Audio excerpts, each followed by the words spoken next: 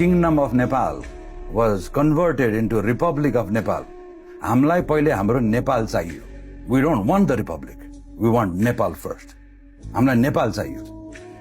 हाम्रो जुन किङडम अफलाई मिल्काएर रिपब्लिक अफ जुन बनाएको छ नि, we want the freedom from the republic. नेपाललाई कुनै पनि प्रिफिक्स चाहिएन. नेपाल नै हो.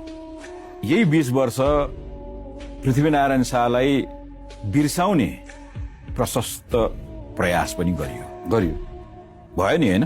आजको जुन गणतान्त्रिक नेपाल छ, यो गणतान्त्रिक नेपाल जुन 22 वटा पार्टी, 24 वटा पार्टी, 25 वटा पार्टी र 125 वटा पार्टी प्लस अर्को 19-20 वटा पार्टीहरूमा जुन विभाजित भएको छ, यसरी नै नेपाल तबकामा योभन्दा अगाडि पनि विभाजित भएको थियो पृथ्वीनारायण शाहको बेलामा. त्यस अघिको नेपाल त्यही स्टेजमा अहिले हामी छौँ.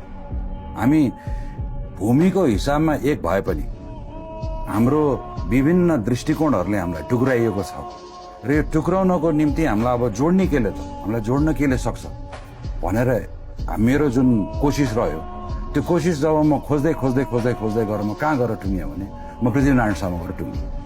किनभने उहाँले जुन 300 वर्ष अगाडि जुन सोच्नु भएको थियो, त्यो कुनै पनि राजाले सोच्न सक्दैन. त्यति बेला नेपालमा पृथ्वीनारायण शाह भन्दा अर्को 50 जना ठुला राजाहरू थिए. त्यसपछि उत्तर र दक्षिणमा उत्तिकै शक्तिशाली बादशाहहरू थिए. तर उनीहरूकै आँखा अगाडि, उनीहरूकै नै शौर्य सत्ता सबै हुँदै उनले जुन चाहिँ साहस, अदम्य साहस देखाएर चाहिँ जुन एकीकरण सुरु गरे, त्यही अदम्य साहस, भावनात्मक साहस अहिले नेपालीलाई चाहिएको छ. किन हामी किन एक हुने त? फेरि टुक्रियौँ हामी. हामी यतिवटा तबकामा जुन विभाजित भएका छौँ, यसलाई जोड्नको निम्ति हामीसँग के छ त सूत्र भनेर मेरो जुन खोजीको कोसिस थियो. र यी नयाँ आउनेहरूले नयाँ भन्दाखेरि नयाँ हो, तर इतिहास के हो त?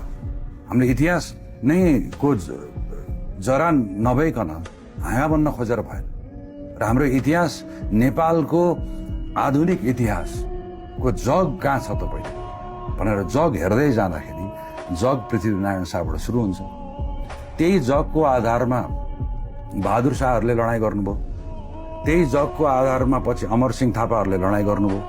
त्यही जगको आधारमा बलभद्र कुँवरहरूले नालापानी लडाईँ गरे.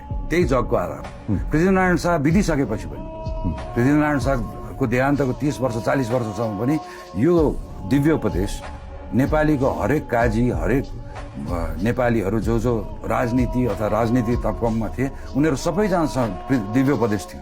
पृथ्वीनारायण शाहले आफू जब अकस्मात मृत्यु शैय्यामा उहाँ पुग्नुभयो, अनि त्यसपछि जब पृथ्वीनारायण शाह भीष्म शैय्यामा सुतिरहनु भएको थियो, त्यो भीष्म शैय्यामा सुतिरहेको पृथ्वीनारायण शाहले को बाढीबाट निस्केको भएर त्यो दिव्य भयो. किन भन्दाखेरि यो चाहिने मर्न लागेको मान्छेले झुटो बोल्दैन भन्ने त हामीलाई थाहा छ नि.